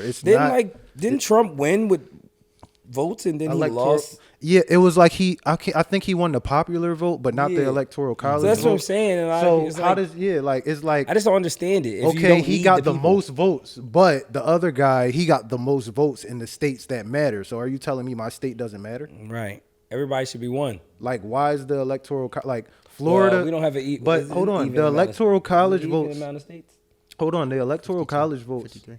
Hold on, the electoral college votes is based on the populace of the states, though. Sometimes, yeah, because certain states are bigger, and if all their turnouts voted, then they sway a whole California, election. You winning California weighs more than you winning Iowa because California is California. Yeah, so big. So huge. it makes sense, but it also puts people in a position where does my vote even fucking matter? That just tells me put my money in California. Should I go move to a state that holds the most electoral college votes? I think Texas does or something like that, right? Texas and Florida. So. Because they have the most amount of people in those places or something. Should I go down there and vote? Does my vote count better now? Like, if I'm going to be elected, I'm just going to put my hard-earned time and money into the bigger states. Yeah, okay. Mm-hmm. And then I'll come and get the shout out Jan McKay. He should vote. He's running for mayor. Yo, stop. I mean, listen. Shout out him. But shout out Jan for real. First of all, listen. True activist. I don't want Jan to be the head of anything. I want him to be in the streets. We need people in the streets like him. Because a lot of the times our guys that get the position to go do that, they're like told they can't do it. They do all these things. And then we start looking at that guy like, oh, he was a fraud. Because these higher ups are not letting these people do as much as they say they want to do. Right. You know what I mean? So it's like, you get in this position, okay, you become president, and they say, yo, we can't put the money here that all you guys want us to put it because we have to put it here because if we don't put it here, this fails. Right. So then you start learning what's really going on, and you start looking around and it's like, oh, I can't change shit. I respect what he's doing to a degree because he's taking like the unbeaten path. He's like trying to do something that I fixed it. It's going cool. All right. He's trying to do something that, the average guy isn't really doing, like that. Like, but, it's about how you go about things. Right. And if he does want a real shot at winning mayor, it's a lot more work he got to put in. He might not win it this year. He might win it next year. He might end up being a mayor 5 years. I believe in him. I believe in the work. I just don't believe in the system. I believe in the work that he's trying to do. It's like corporate. I think he's trying to do a good thing. But listen, it's like corporate, right? It's like who? It's like corporate America. Say me and you working in corporate America, right? We all do the same job, but you get a position to be a boss. Me and you have been doing the same thing in this company forever, screwing them over, whatever it is. Even if we're doing the right thing, and you get in a position, they like, yo, I want you to take, no cell phones at the job at all anymore. You got to go to your friend and tell them we ain't doing it. Mm-hmm. It puts you in a position to compromise your morals because of what you're getting right now. And that's why I don't like about the government because you get in these positions and these people around you saying, yo, I'll take you out of that position if you're not doing this. Right, because there's so much money behind exactly, who moves it's more things than you. You don't matter. There's a lot of you don't behind-the-scenes corporations who pay a lot of really. money to, push an agenda or push a narrative. And that may be the reason you don't see certain progressive things happen or certain things that actually give back to the community because there's a lot of legal and then red tape that you have to go through just to see anything get done. And it's crazy because we, the people, outnumber the people in power. Yeah. So all it takes is everyone collectively coming together and being like, this is fucking shit. I don't think it'll ever happen. I want to. Right. I hope for that. I aspire for that. But I think you're right. I think there's too many egos, too many things that people can't put aside. Too many barriers in front. But it's levels that we just won't understand. Like we look at them giving all that money to that $50 trillion in the war to fight against Russia, Ukraine, and we look at like, oh, you giving away $50 trillion or whatever amount of money, and we out here we ain't got our stuff right. But it's decisions behind the scenes that you might not know that's. They made a deal for like the next 20 years that they may have to do. No, it actually is a thing. We have a treaty with Ukraine. I'm just saying though, but like it's business. It's not about what you think, because they're thinking like, well, once everybody here is dead in 400 years, we got to keep this train going. Yeah, because we trade with them. Exactly. So if they get in any trouble over there, they have a treaty with us where it's like, okay, if anything happened over there, the U.S. military will come over and help. Right. You know, America has contracts like that in Saudi Arabia. I think we just sent money. I don't think we sent any. Did we? Yes, we sent troops over there. Yes, we not a lot. Yes, we sent tanks and stuff. We need to send something into Russia to let them know. See, I just thought we sent money over there. I didn't think we sent. Oh, okay. No. We said no. Nah, man, this shit is crazy. Yeah, it's a message you sending to our opposition, like, yo, you fucking with our little brother around the corner. Right. We're gonna help. We're not about to let you just go ahead and go at him. It's really this. That's really. See, I want to know would they look at America like we pussy. But listen, would they have gave us that money if would we have gave them that money if Trump was in office? Nah, I think we would have had feet on the ground. No, this is the thing. You think we still would have gave it to him? No, we wouldn't have gave it to him. No, this is the thing. Trump even has said that he wouldn't even let it get that far at all. He would have policed the shit before it got there. He would have went to Russia himself, delegated. Hey, guys don't got to go over there and do that. Let's figure this thing out. Yeah, what do you That's need? What Trump wasn't ever scared to delegate with other countries and things like that. That's the one thing I do like about him is that he's not scared. Like, he's not. And that was something that really, say what you want about the man, but he had no fear in his heart. He said, "What? We are America. Yeah, you want the smoke? We'll give you the smoke." Period. And everybody was like, "Nah, I'm okay." So yeah, that is crazy. I think my heart goes out to all the people in Ukraine and hot. Yes, sir. all the tragedy and killings and shit that's going over there. Shout out to their leader though. What is their I know who you're talking about. He was fucking out there fighting like the president of over there. Gosh. Yeah, he's fighting like next shoulder to shoulder with his guys. He was suited up. Mm-hmm. That was crazy to me. Shout out to him. He really cares about his land and his people for real. Ex-actor. Yeah. He's an ex-actor? Yeah, I can't remember his exact name. But yeah, he was in Hollywood for a while. He's dope. He's a dope guy. That's the heart of a lion right there, man. Nah, he's super dope. I like Super G. He's super dope. How long we're going right now? I honestly have no clue what time we're at. That's like a minute and 20. Hour 20? Hour 20 minutes. Okay. He said a minute 20. So that was a quick minute. How y'all feel about these psychedelics and these edibles and these mushrooms? And man. Talk about the rabbit hole. High grade weed and the A1s. Like, how y'all feel about that? Of course, my stance. I'm all for it. I advocate for legal weed, legal psychedelics. The thing that I want to talk about and touch on when it comes to psychedelics and weed especially is the propaganda and the bullshit lies we've been fed since day fucking since one. Like 1990s. Since day one. Yeah, like this shit is peaceful stuff, man. And they're studying mushrooms, they're studying acid, they're studying DMT in these, foreign countries. I don't believe in anything synthetic. So acid, things like that, I'm just not for. Mushrooms might be the best thing you ever put out here. Yeah, mushrooms.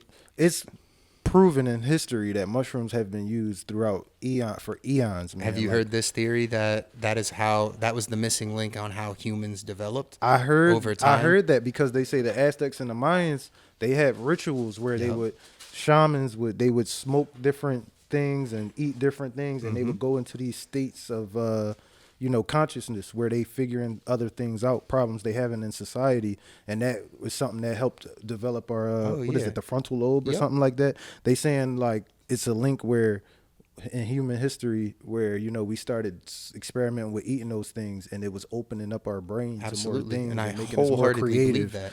And I do too, because you got to think when it was nothing here, and just land.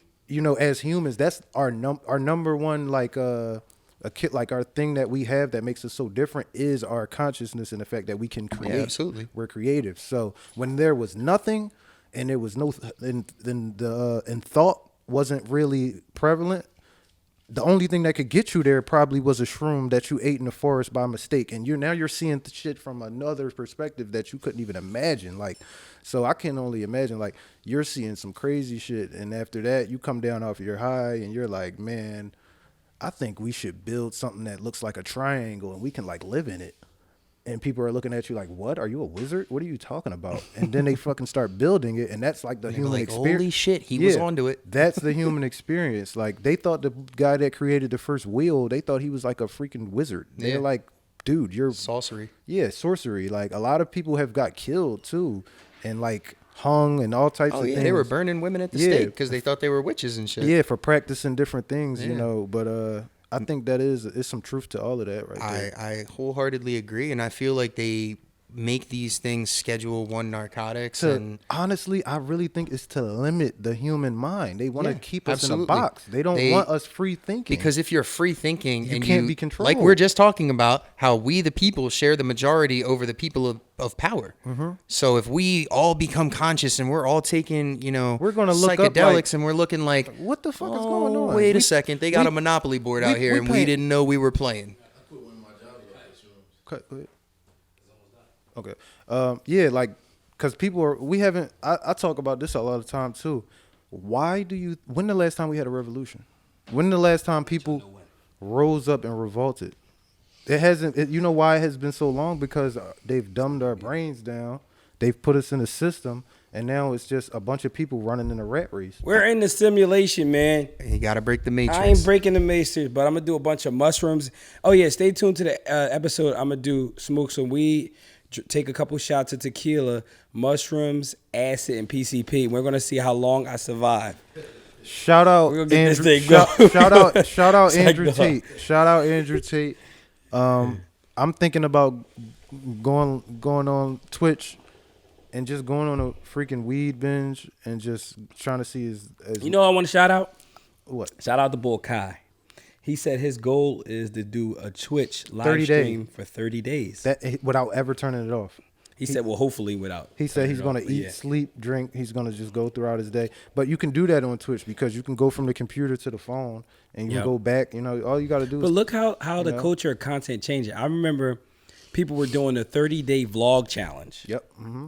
Now we're in the trying to do the 30-day live stream challenge. Where it's like you're letting someone into your world and they can just watch. Somebody needs to pull up the Guinness Book World Records and see what the longest podcast episode is because we about to fuck that joint up. Yeah, we got to try to do that. That shit would be crazy. Can't wait. Let's do it. But, let's do it. This was a great episode today, guys. We got some good topics in. We got some great topics in. We got like a little 15 more minutes before we got to cut soon. Say no more. I want to talk more about these mushrooms. Man, fuck those mushrooms. Where the mushrooms at right now? Mushroom Kings. I can go get them. No, where's the mushrooms? I don't have them on me. See, if this was Mike Tyson's podcast, he would have a bunch of mushrooms. And a bowl of shrooms on the table. A bowl of shrooms. Are you eating? Amazing.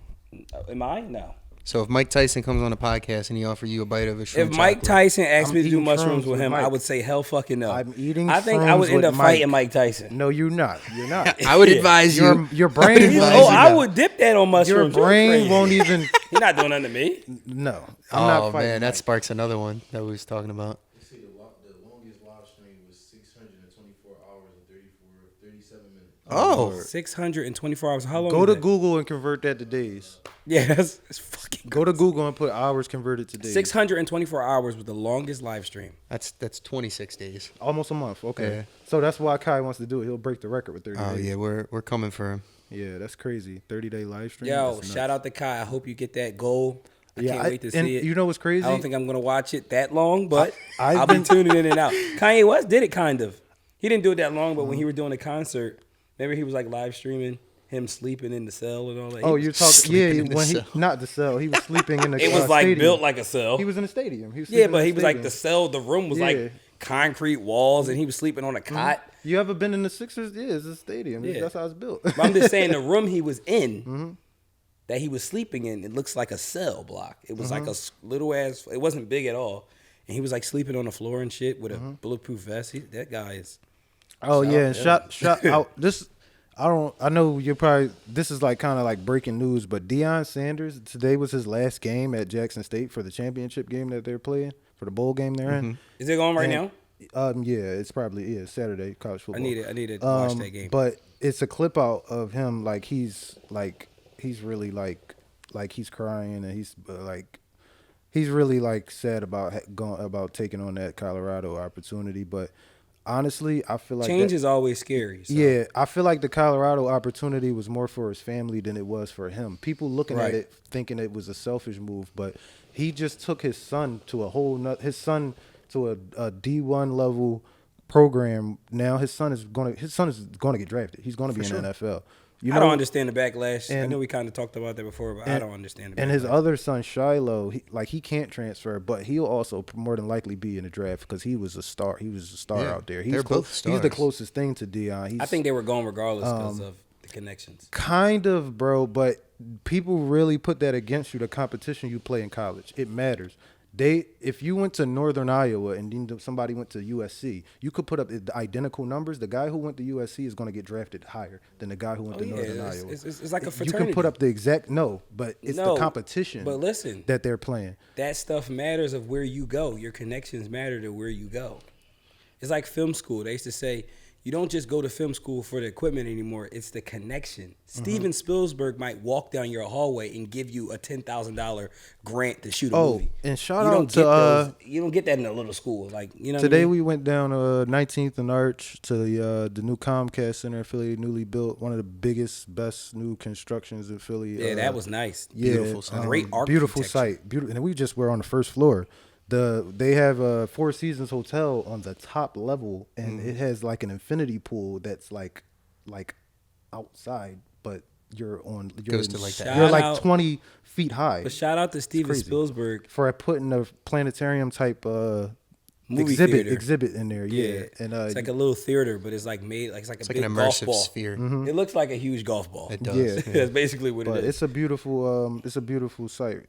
That place. I honestly I would go there again just to sit and probably do some work. Like it's really like peaceful. I felt really good. Just the energy in there. Yeah, was there's a lot of good energy there. They have a nice cafe people and stopping everything. I actually I'm going to start catch having my meetings catch there one now. of his shorts in there. And now that I know that his short is playing, I'm actually going to go back and go watch that short. It's actually free. If you're in Philadelphia and you want to check it out, you just got to make a reservation and you can go check out his short for free. It's pretty cool. I love creators that's still creating at his age.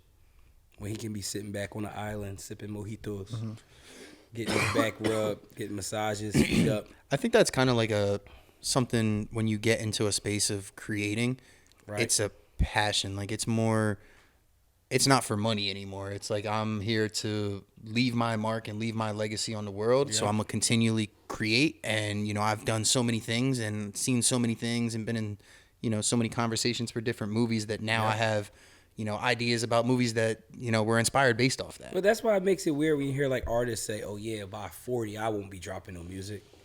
You don't even you don't care as much. Like I like to see when Jay-Z drops, you know what I mean? It's like, because he loves to do music. So I don't think it's an age on music that after 30, 40 years old, I'm not doing music. And that's why, but music is still so young. I think we're only 30 years into music, like hip-hop. Rap? What? Hip-hop is young as hell. It's only 30 years, they said. So you got to think about it. Before, people were saying, oh, you 30 years old still rapping. And that isn't, it's no bar for it right now. You know what I mean? You got Jim Jones. Yeah, hip-hop started in the late 80s in New York. Okay. So when did hip-hop start? We have somebody off camera 80s. saying, when did it start? Oh, no. Listen. What? Like I said, hip-hop started in the late 80s. That's way before they was clap your hands, everybody, if you got what it 80s. takes. Hip-hop started in the late 80s, bro. The 50s is the 50s is like Doo-wop, John swing Coltrane. shit. Like 50s is like jazz and like. That's when it started? Yeah. Hip-hop started in 1973? Yeah. Yep, in New York. In the Bronx. In a basement party. Shout out to the Mecca of hip-hop. Cool Herc, I know about this. I know my history.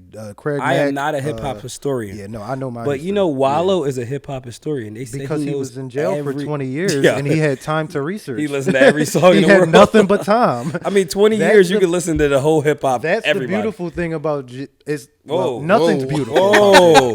Nothing's beautiful about jail. You haven't heard stories from the cell then. Stories from the cell. Nah. But no, nothing's beautiful about jail. But soon.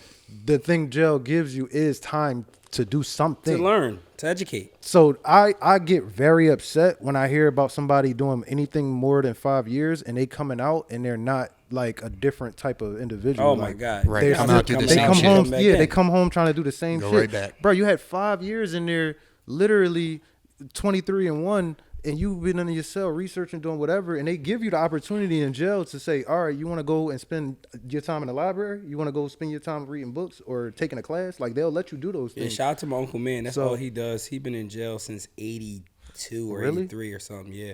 And he is like, he knows the law book by the front and back. Yeah, he studied law. Like, if you got a problem, you call him, well, when he calls you. And when you push 6 or whatever the number is. Push 5, man. 5. You gotta push. I haven't took a call in a while, right? But oh man, he can tell you anything about. Shout out Eddie Kane. Anything about the law, man. So like, yes, like you said, time can. You gotta use it for you. Don't let them use it against you. Exactly. You know, you gotta use. Like Wallow talks about it all the time. He's like, perfect example. Prison is supposed to be for rehabilitation, but they're not going to rehabilitate you. You got to rehabilitate yourself. Yes. You got to sit there and say, all right, fuck all of the nut shit I was on for the whole life I was living to get the shit that got me in here. I'm about to transition to be a new person. I'm gonna focus on some type of religion. I'm gonna try to learn some type of trade or skill. I think it starts with accountability. Like people in the cell sitting there, like, and it goes back to what we said last time about, you know, people have this, oh, well, I'm from the streets, I got to be this type of person, and you know, I can't be looked at like this in my city or my block or whatever. Man, fuck all that shit. Is that bringing you money? No, it puts you right where you're at. So you got to have the accountability to really understand, like, hey, I seriously fucked up and now I have this time, and I'm either going to be mad and be the same person when I come out, or I'm going to take the accountability and learn and grow from the sad thing is situation. Gangster or whatever you want to call it is having some money. Facts. That's the biggest, like, you know what I mean? So it's like, I don't understand that. Like, Meek was on a jet with PJ Kev, and he was like, yo, I wish we had more people like you, and they see you, because, like, this is a black man that's, like, running, like, you know, I think he's, like, works for a jet company or whatever, and he, like, rents out jets, and it's a young black man that's something you don't think to go into, like, and we got people out here doing that. So I wish we had more people knowing that it's so many ways to make money. Oh, my goodness. I honestly, you know, something I always wanted to do kind of is go to school to be like a pilot. And like those guys is like, when you, because I flew a plane one time. It's like, it's a surreal experience. It's so free, and oh my God, it feels so good when you're up. It's scary, but it's like one of the things. Was like, it's a feeling you can't get back unless you're up there. So that's something like a lot of people could look into. And you know, American Airlines and Delta, they paying that money to be up there. So I don't understand. So pilot school is actually really expensive. Like, you have to have, I'm pretty sure, a preliminary degree going in from an associate or community college to get into like an actual program. So I was talking to somebody who was a pilot when I was flying in Bloomsburg, and he was saying, if you know, obviously it's a hard thing to have, but if you know somebody who has a plane, that's like the biggest piece of your expenses in college is renting the time for the plane. Yeah, like you can. It's like a permit. You need like so many hours in the sky. If you work for a company as a truck, it's easier to get your license. No, that's one of my by the time I turn 50, like I want to get my pilot's license. Yeah, that's something dope. Like I feel like that's something. I didn't know we all wanted our pilot's license. We should all go. At the same time. Yeah, later in life, that's something I want to like. That's content. Like later in life, I want to do. Like I want to be like I said, when I get probably late 30s. I'm doing it ASAP. Find me a school, put me in there. Yeah, let's do it. I got a friend Colin. I can hook you up. No, I met a guy. So when I went and flew in some planes, he actually showed me Michael Rubin's helicopter. He showed me their private jet, which is like, when you see it in person, you couldn't believe helicopters are that fucking big. Oh, they're fucking like huge. He had a car seat for the helicopter. Like, this drone was like crazy, right? Oh, and when they start spinning too, oh my God, loud as hell. But he was saying like, you know, this is something he got into. But he was like, yo, like you should definitely. I'm experimenting with some edibles right now. Yeah, that's just regular Swedish fish in a jar. He lying to you. Why aren't they in the pack? Swedish fish in a jar. Why aren't they in the pack? I don't know. You put them in a jar to make it look good. No, bro. Straight off GoPuff. Why you think? And the way you're eating them like that, they can't be strong. Why do you think they look like this? They always look like that. All right, never mind. But yeah, he's out here. Nah, I'll take one. No, don't do that. He's not ready. We don't need him tripping out. They take a minute to kick in, bro. Edibles. They don't do. I don't take edibles. Yeah, they don't do that. The reason edibles hit you so much stronger is because it crosses like the liver and blood barrier, so it hits you 7 times stronger than what. This is like sugar. Like, it's broken down in there. Your body breaks it down completely differently. Yeah. Hey, buddy, you want some edibles over there? Especially gummy edibles, like we just ate. They break it. Shit. Sugar, like you said, it's sugar breaking down. You want some edibles? The way they made these, you won't they incorporate it into enjoy the rest of your day. So it's just gonna go into your bloodstream a little quicker than just eating a brownie or something. But the gummy edibles, those are the only edibles I'll take. Right. Because they go into your bloodstream quicker. But edibles, they never hit me the way people speak on them. Like my brownies be fucking people. No, up. I have a crazy ass story. So really? one time, I think my tolerance is so high. If I make you some brownies, you ain't waking up for a week. So look, I had brownies in high school, right? Crazy ass story. He's been in the studio with me, bro. We don't stop rolling up until we dead. Nah, I'm cool. But listen. Am I lying? We just keep going. I had a crazy ass story, right? So my buddy used to have brownies, and shout out Slug. Slug used to have all these brownies in high school. And I remember I hit him up. I'm like, yo, you got brownie? He was like, I got this one last one that's like smashed in the bottom of his bag after a long day. And he gave it to me. He was like, it's all hard, but just eat the middle. So I'm like, I'm going to eat the middle. I'm not thinking I'm going to get as high because it's just the middle. Man, I ate that fucking middle. 25 milligrams a piece. I ate that middle of that fucking brownie, just the middle. By the first period, I'm walking in the hallway like a zombie. My friend grabbed me. He like, what the fuck? Your eyes are bloodshot. Took me in the bathroom, gave me eye drops. That was the best day I had in high school. Shout out to DOT too, man. Who the fuck is DOT? Quadair Truck Enforcement. He got a randomly scheduled drug test. You know, he passed. Yo, chill out. Yo, don't listen to him. Listen, I respect all my guys on the road. Yeah. You know, I want to have a trucking podcast myself. Shout out to the truckers, man. We're going to have an episode where we deep dive on that. I want to bring my cousin Leaf in. He got his own truck and coming. He does classes Leaf Ward? seminars. No, definitely not him. He's not trucking anything. But he's trucking these raps right now. Yeah, he's trucking these Glocks and stuff. These randomly scheduled drug tests, we got to get away with all of that, man. You know, let these guys live on the road and get their money. So I was looking at that. So you can get, we can get our medical card, but there's a couple things you're gonna lose, and I'm not willing to lose two things that I carry. Your gun license and your So I've heard some things about these. I'm not losing that. Class C. What? What's your class on your truck class? The top class. Which one? Come on, man. A. Okay, I'm sorry. Tractor trailer. So you can drive anything. Connectors. Okay. I could put 2 trailers on the back of my trailer. What's the difference? I'm top bull. What's the difference from the classes? It's different classes. You can get your top, so you could drive manual and drive tractor trailer. So and then after that you can get combination. You can get, I got tankers. I drive with liquid. You can get hazmats. So yeah, you can get your passengers to drive school buses. I don't got my passengers, no, but I got my I got it in tractor trailer. I got it in I got a tankers endorsement. I was gonna get my hazmats. I'm not really about carrying like chemicals medical and stuff. Yeah. Huh? It's like gasoline. Yeah, flammable shit that can blow up. Yeah, I'm not really into that. But you can make, good money doing that. 40, 50 an hour. But everybody knows the most money you're gonna make in trucking industry is if you go over the road. Cross country shit. And I'm not with going over the road, but shout out to the guys that do that. A lot of people that do that don't have family, and if you do it and you have a family, you come home to no family. So shout out Ryan. I wouldn't do that. Ryan, where you been over the last 2-3 months? Connecticut, Virginia. Oh, you on the road? Yeah, he was doing it with me and G. You're not doing it no more. G sent the truck to Texas. It's one of them things. If somebody give me a little contract to do one thing, cool. I'm not consistently. That's kind of what it was. We was on some here and there shit. But where'd you go? You went to North Carolina, Vermont. Okay. And this was just over the last 2-3 months. Shout out to the guys that's going from Philadelphia to California. Shout out to those guys. How much you need for that run? What would you need? If I'm an owner operator? No, just somebody paying you for a job. Is it my truck or is it their truck? It's their truck.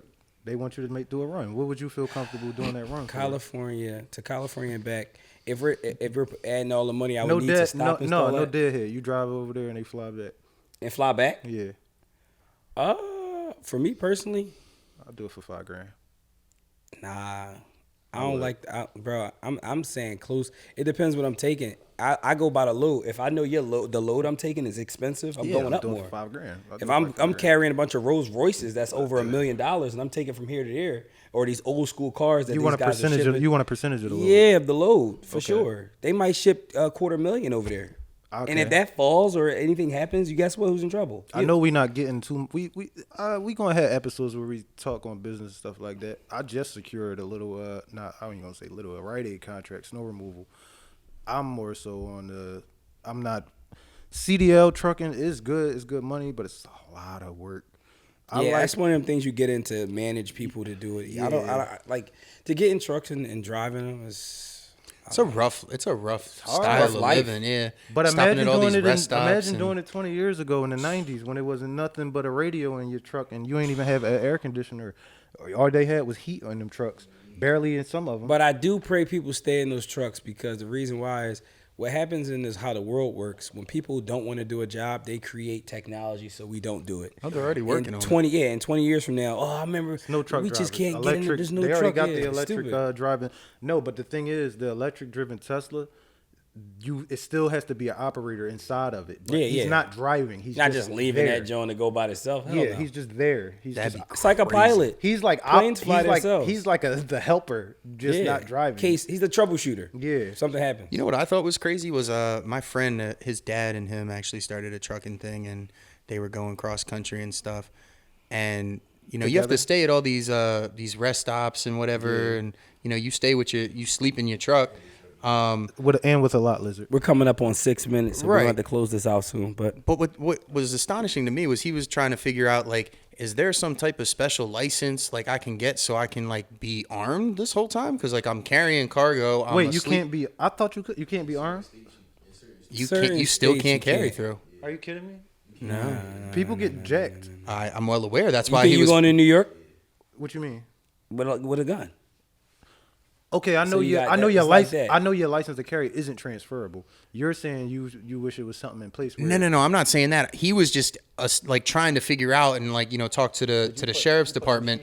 He was asking if there was like a special type of license for truck drivers so that they can carry, so that just specifically to protect their product and their load and what they're carrying. Right. Like you said, people are getting jacked and. This world's a crazy fucking place. A couple months ago, I'm going to share the story with you guys that it was a Nike cargo that got jacked in Memphis. And it was so many. They said it was like, I think it was like over like, it was like 9,000 pairs of different like Jordans and Nikes. And stuff. The funny thing was they canceled the release. No, they didn't. They didn't. In that state, they did. People, whoever looted and got the stuff, those Cherry 11s, they whoever looted the stuff and got the shipment or whatever, they were sending it straight to StockX. And I guess whoever was affiliated, they shut that whole shit down. Everybody they got the money didn't come through, they didn't get paid, and they just held the product pretty much. They're like, we know this shit is stolen. StockX is in deep water right now. No. Let me tell you guys about a story before we head out. We got 5 minutes left, right? All right. So it's a guy I went to school with. He was just on the news for impersonating a mailman and going in there and stealing people's mail. And they have like over 50 videos of him going into like, he had the bird key or whatever it's called to get into the things that people drop the mail in, the little mailbox. That's a real thing. I know and yes, doing it. He was doing it for multiple places. And they have a lot of footage of him, and now he's in trouble. Pretty hefty offense too. That's federal, right? Yeah, mail. That's crazy. Yeah, touching anybody else's mail. That's a federal offense. Poor guy. They were like taking the checks and like I guess changing something on them, and then they were and then he went to one place and they gave him the check after he changed whatever on it, and they noticed that something on it was like looked at fake, and then they told him like, yo, this isn't right, and then he just got straight out of there, and that's when they started checking in on him because they put the word out like this guy came and just fled after that. Yeah. And then that kept in like, yo, this is the guy that we've been looking for. I also have to put you guys on a since 2021 he's been doing that. I gotta put you guys on a series that's out about a girl. She was like one of the biggest forgers and scammers in New York. She was going to like rich fashion houses and like talking to different like creators and stuff, making it seem like she was some rich heir. And they was giving her credit cards and giving her. Oh yeah, I seen that. Yeah. Did you watch the whole series? I didn't watch the whole series, but I know you're talking about. Oh my God, she was getting. She booked bad. there, and she said, "I don't care about everybody I screwed over. Fuck them." Yeah, she went to Saudi Arabia or something like that. Yeah, she was traveling, and she kept telling them, "Oh, just crazy hotels." Asking her friends, like, "Yeah, tell me, let me just borrow some money." Just put your card on it. They just didn't send me my money yet. I'll give it to you. Because she had all of this fake documentation and making it seem like she was a Russian heir. Making it seem like she sounds belonged. like Catch Me If You Can. Yeah, it was a female version. Like fucking amazing movie. Oh yeah, shout out to the Tinder swindler. Oh yeah, yep. He was a goat. Yeah, Tinder swindler. City Boys. He was swindling 10, these women out of 50,000, 100,000. City like, Boys. what? City Boys up 4-0. Yo, shout out to him, man. Shout out Tory Lane. Shout out. That Diddy. was wrong, but shout out to him. Yo, we're about to end this thing. But listen, shout out everybody's watching. Thanks for watching. Thanks for checking out the Culture Cartel Club. We can't wait to see you guys on the next episode. I'm glad to see all you smiling faces. Can't wait to see you guys on the next episode. This is 004 to be exact. And yeah, can't wait to see you guys on the next episode. Over and out. Join the cartel. Join the cartel. Should I do the Gilly? Go for it. Right.